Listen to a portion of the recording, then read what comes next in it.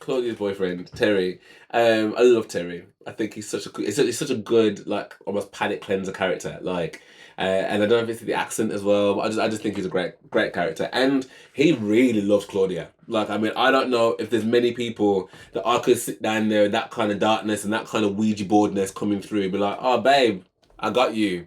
You might be on your own. You might be on your own.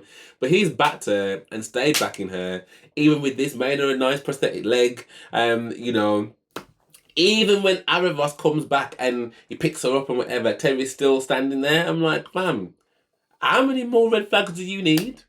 What going, people, thems? So this is a bit of a weird one because usually, like, my reactions are like watch along reactions as opposed to me just talking about something. But I haven't really watched, like, well, I've not really reacted, sorry, to, well, any of this season. So I can't really, like, do watch alongs because I've already watched it. But I did want to share my thoughts on it. I did want to share my thoughts on it. So I'm talking about Dragon Prince.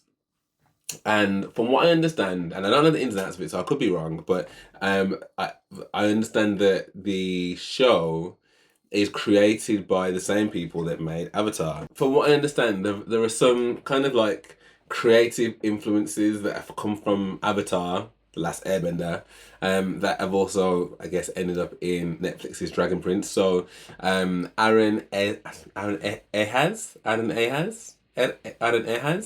and apparently director Giancarlo Volpe. So, because I didn't know anything about there being any kind of link between the two of them when I started watching it. I literally was just like, I kind of need something to watch whilst I'm editing. Like, it was likely when I probably wasn't feeling too well, so I could kind of binge something.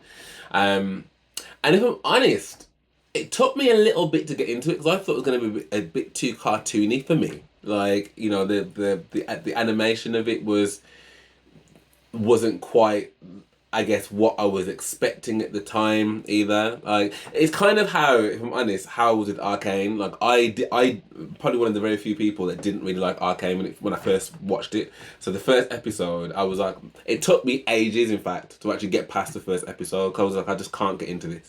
But then as soon as I got into it, I'm like, oh my god, this is literally the best show I've ever seen ever, like ever. But with Dragon Prince, as I said, it took, the animation was a little bit too. I thought, okay, is this going to be like like a kiddie bopper show? But it wasn't actually. Once I got into it a bit more, like I started realizing there was something that seemed a little bit familiar. Notwithstanding that the guy plays Callum, Prince Callum, sounded a lot like Sokka from Avatar. So that was the first thing for me. I'm like, I'm getting like a bit of a similar vibe here. So then when I did a bit of a deep dive, I found that, oh, actually there are some like very integral people from Avatar in this.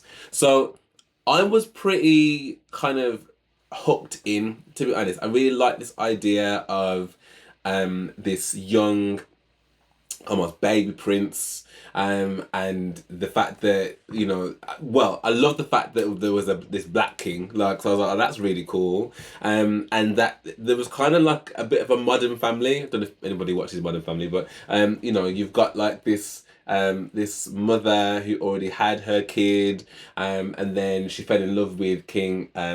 Oh my gosh, that took so long just to find that person out. So yeah, it's Harrow. I would never remember his name was Harrow. So yeah, having a whole fantasy world with this black guy with locks. I was like, well, that's interesting. Do you know what I mean? That's not something that you find very often. So that was quite cool. And then you've got the fact that you've got the General Amaya, which is King Harrow's sister-in-law.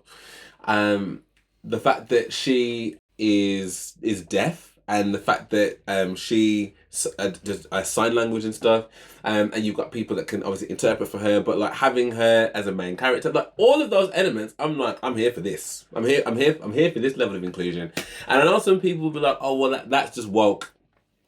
It's not woke if it just makes sense to a story. Do you know what I mean? Like, I just think it's quite cool to have that kind of. I haven't seen that before. Like, so that was really quite nice. Anyway, so you've got that that's kind of got my interest, but I kind of like this whole mystical, magical. Like, that was quite cool. Kind of like that. And then as each season kind of goes through, the relationship between obviously the mystical world and the real world is explained a lot more. You find out what happens to Ezran's mom, and you know what kind of toll that took on Harrow. The relationship between Viren and his kids, Claudia and Sorin. You know, all of those like intercomplexities and stuff, like, and how that like changes over time. And then obviously the inclusion of Out of Us and what that means. This is really like enigmatic, like very, very dubious, very scary kind of character, really. And what that then means, and you know, them Viren trying to get him back, and him being this whole like, you know, watching him like grow, this little wormy thing, and then turning into this big butterfly, all of that stuff, like how that all kind of progressed, I thought was really cool. Finding out about Rayla, her parents, you know, her legacy, what, you know, and then I suppose as well the relationship between her and Callum. So there's been quite a few moments between the seasons from 1 to 5, that have made me go, oh my gosh, like I get the kind of the avatarness about it in terms of the storytelling, and it not just being just a kid's show, like, but it having this kind of real, this real punch and this real weight when it comes to telling a really good story and caring about the characters, because I cared so much for Callum. Like I cared so much about Ezrin and his beautiful amount of empathy, and how that's just displayed throughout the kingdom, throughout his reign, the choices he makes. You know what Rayla's duty, her sense of loss, her you know, the amount of like distrust that they had, and how they worked through that to eventually find a way to, you know, potentially have a relationship with one another, and how that kind of didn't pan out, and you're rooting for that. Like there's so many good things about season 1 to 5. So I've just watched the latest season 6. I was watching it when I was sick, so I literally was like, I was going to binge this. You know what I mean, like tissues and sniveling and Lemsip and honey and all sorts of stuff. And like I can say, like I watched it straight through from like season episode 1 right through to episode 9. And there was again some really good moments in there. So you know, I really liked how Viren finally had taken, bearing in mind we've seen like 5 seasons of him just completely abusing Sorin and treating him like he absolutely hated him. Like him taking accountability for, there wasn't like another season of Viren trying to, you know, trying to almost justify what he's done.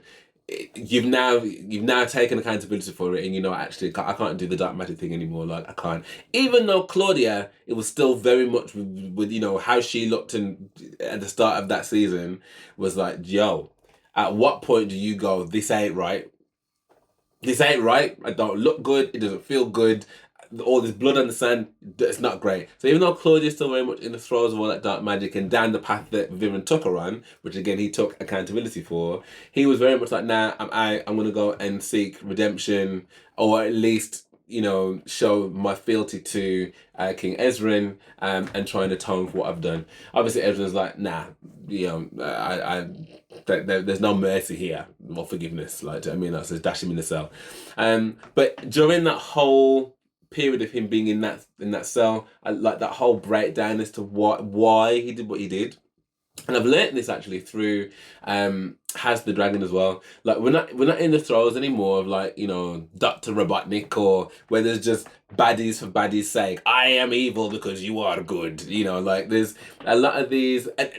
In fact, one of the best baddies we probably had was Thanos, because as much as Thanos was cruel and was like, yo, I'm gonna click my fingers and decimate half of existence, like his theory as to why, what you can't necessarily fault like someone's perspective on that. Do you know what I mean? Like it came from somewhere of some kind of logic. Do you know what I mean? It wasn't just, I'm gonna be evil. It's a bit like Aemond in House of the Dragon, or Aegon even. Do you know what I mean? Like these people aren't just, I mean, there's a little bit of evil in them, I think, personally, but like they have been born in a certain way in a certain environment, which has very much shaped how they see the world.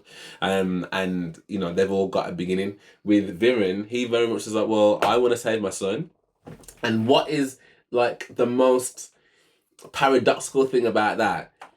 You've you want to save your son so bad that you end up corrupting yourself and destroying your marriage, and then end up blaming the son for that. It's just so, and I suppose you can kind of like you could be, you maybe even relate it to, like, you know, when I don't know, people have to, like, long-term carers, for example, whether it's for, like, you know, brother, sister, mother, father, or either way around, whether it's for your son or your daughter, whatever. And, you know, there've definitely been tales of people that have become a little bit resentful because it's like, well, my life has now revolved around this, and like I've almost been robbed a little bit of my independence and freedom and whatever. So watching all of that come to fruition was really interesting, and seeing what his motivations were, finding out about their mum, even seeing what she looked like, I thought was really cool as well. Um, and the fact that he then decided, because it was the back when because they did this all in line with Callum and Rayla taking the orb, the prison orb that Aravos was in, to the Sky Elves, I think they were called, and the one Sky Elf, I can't remember his name, but he was like, you know, he became the one that could see, like, he was like the Neo, the Neo of the Sky Elves. Like, I can see everything. And with his truth, he was like, actually, he came to the epiphany that actually truth, is it about sharing light and wisdom? I'm paraphrasing, or is it about moving a burden to someone? And that's a really interesting point, because there's a lot of people, like, and another guilty pleasure of mine is I do watch Love Island. Every year I'm like, I'm not gonna watch it, but I end up watching it. And like, people come in there and like, you know, I'll tell it like it is. Like, I'm gonna tell you to your face. Da, da, da, da, da, da. And a lot of the time, those people are not doing that because they've got kindness in their heart and they're wanting to be truthful so you can better yourself or anything like that. They just want to be nasty and hide behind truth. Or, like I said in this, that they kind of just want to like shift the burden. Like, I now know something, and I feel like I don't want to know this, and you just need to know. And it's like, well, what benefit is that going to be of that person, or to that person? Um, so I think following the same mantra is really interesting, that Viren was like, nah, do you know what? Like, even though I've written out this Shakespearean sonnet of a letter, I'm not gonna further burden my son, like, with my guilt, because that's what it is. It's my guilt, my shame. And what, how and where is that going to benefit you in this instance, in this moment? How he doesn't do it. So that's really good. So again, great with that. Loved that. Seeing how Soren kind of responded to that again was really interesting. Seeing how Soren, I mean, I love Soren. Like, I mean, I haven't always loved Soren, but like how he's kind of come through. You know, he has got some very Socket-esque type of ways as well. In terms of just being a little bit stupid sometimes, and you know, just being, he gets the brunt. He's like the Joey, isn't he? He's like the Joey from Friends. But he's also got some really mature moments as well, and him taking like control and being like, yo, we need to get people out, loud fighting, get everyone out. So again, really cool. Claudia's boyfriend, Terry. I love Terry. I think he's such a good, he's such a good, like, almost palate cleanser character. Like, and I don't know if it's the accent as well, but I just think he's a great character. And he really loves Claudia. Like, I mean, I don't know if there's many people that I could sit down there, that kind of darkness and that kind of Ouija boardness coming through, be like, oh babe, I got you. You might be on your own. You might be on your own. But he's backed her and stayed backing her. Even with this, made her a nice prosthetic leg. You know, even when Aravos comes back and he picks her up and whatever, Terry's still standing there. I'm like, fam, how many more red flags do you need? Like, because she's a bit unhinged, and I get it. Like, you know, she's been through a lot, she's lost a lot, everyone's left her. So again, looking at that arc, I thought again was really interesting as well. So how that all kind of played out, and her trying to kind of battle against the dark and stuff. But then I'm like, but you've still. Sorry, I'm just kind of relaying what I remember from what I saw. So with everything that's kind of popped off, the because I forgot the Queen Janai, what's called the Sunflower Elves, of the Sun Elves. They are obviously with their own little civil war because they've got the coup from her brother, who decides that he should be the king because he follows the rules and their ways of life a lot more than she did.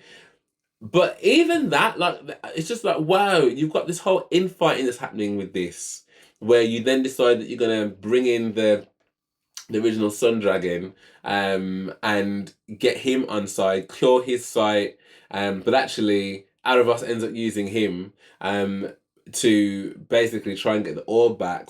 So watching the breakdown of Janai and her brother, that relationship and what happened there, and the fact that the wedding was kind of interrupted, but the fact that they still got married, I thought was really cool. The fact that they've got two women getting married on a show like this, I think again is sick. I just think it's we don't live in a world where it's just man and women getting married. I mean, like, so it's nice just to see that kind of representation. Like, it's all right. No one's gonna try and turn in anybody's kids. Do you know what I mean? Like, but it's just nice to see that actually, like my little nephews and stuff could grow up and be like, oh, actually, like I haven't got to abuse these people for being weird, like because it's something I've not seen before. Like actually, like love is love. Like so, I think that's really nice representation. People, that's that in its key form. Anyway, so that's all really cool. And I really enjoyed that. And again, Amaya and Janai's relationship and how that's built over. Like again, brilliant. I really like seeing that journey. The fact that Callum and Rayla have finally been like, okay, you are the one. She was his true star this whole time. Brilliant. And then, right, finding out that when Aravos was trying to come back, that the reason that he was so, I guess, hell bent and wanting to use the Sun Dragon to help him do all of this is because the Sun Dragon is the one who stood by and didn't help when it came to him having a daughter. And the fact that his daughter was basically sacrificed by the deities that will be, despite the fact that he really did plead for mercy, and they're like, okay, well, we'll give you mercy. The mercy we're going to give you is if you really don't think you can live on, we'll allow you to die alongside your daughter. Don't say that we didn't do anything for you. Terrible. So again, understanding his motivations was really, really, really, really good. I think for me, like which is what I'm getting to. The whole point of me doing this is I felt like after watching all of that I was just like, Viren's now dead, like actually dead, unless they bring him back again. Claudia's still evil. Well, no, evil's probably the wrong word to say, but she's still making very evil decisions, or at least don't appear on the side of good. But then I suppose you could then say, actually, now having seen Aravos's motivations for, because you would be a bit like, so you are literally going to send my daughter to her death, and I can go to my death with her too. We're literally going to do that's how you're going to show me mercy. Well, I'll tell you something. I'm going to come back. I'm going to tear down your whole everything you see here that you enjoy. We're tearing it all down. So I can kind of understand to some degree actually if she is going to bring him back because she did it through love. You could argue that maybe it's not necessarily evil, but either way, that's the choice she made. So she's made that choice there. Viren's gone. She's making decisions that brings Aravos back.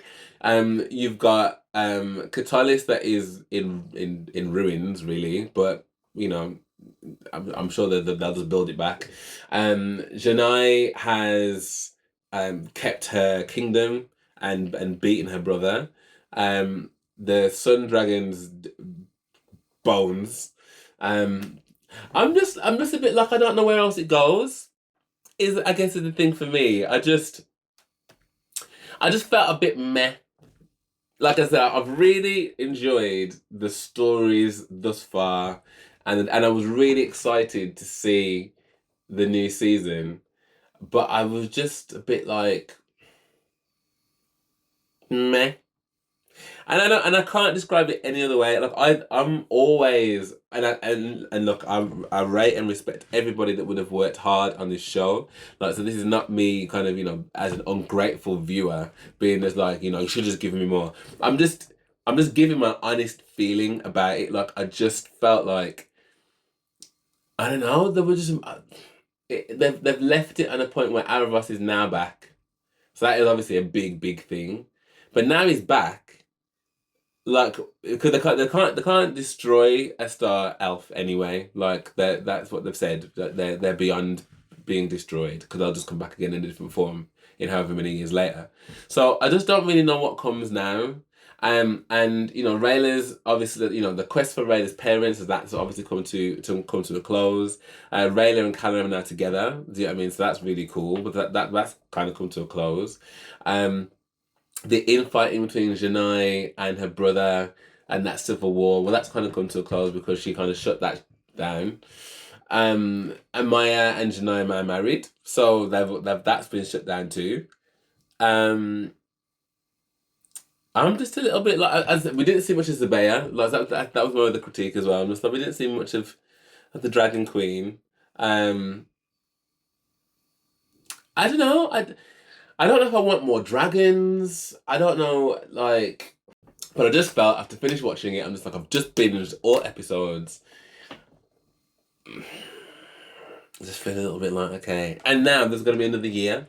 Like so, this has just come out, and now it's gonna be another year before we have anything new. And I just wanted to know if anyone else felt the same way. I mean, just as before I recorded this, I've just seen that someone else has said that actually this is probably the best season they've ever seen of this show. And I was like, have we watching the same thing? Like, am I just being really harsh? I don't know, but that's why I want to see what other people think as well, because maybe it's just me, like, and maybe with everything that I've just said there, that actually there were some really great things in this season, and that's the reason why it's great. Maybe the reason I'm feeling so low about it is because I was ill. Do you know what I mean? And because I was ill, everything's poop. But whilst I would ever like, I would never say it was poop. It wasn't that, but I just feel like there's more. There's more like oh my god moments that I would have wanted, I think. And whilst I do think that yeah, okay, it was great to kind of see Aravos and his backstory, and that was a big like okay, wow, that he has got real reason for being how he is. I feel like I don't know, there could have been more. So a bit like okay, to give you an example, and I know this show got slammed for it, but I really liked it when during the Master of the Universe, the remake that they made, that lots of people said it was too woke and did it. When Skeletor, the first episode, basically, like he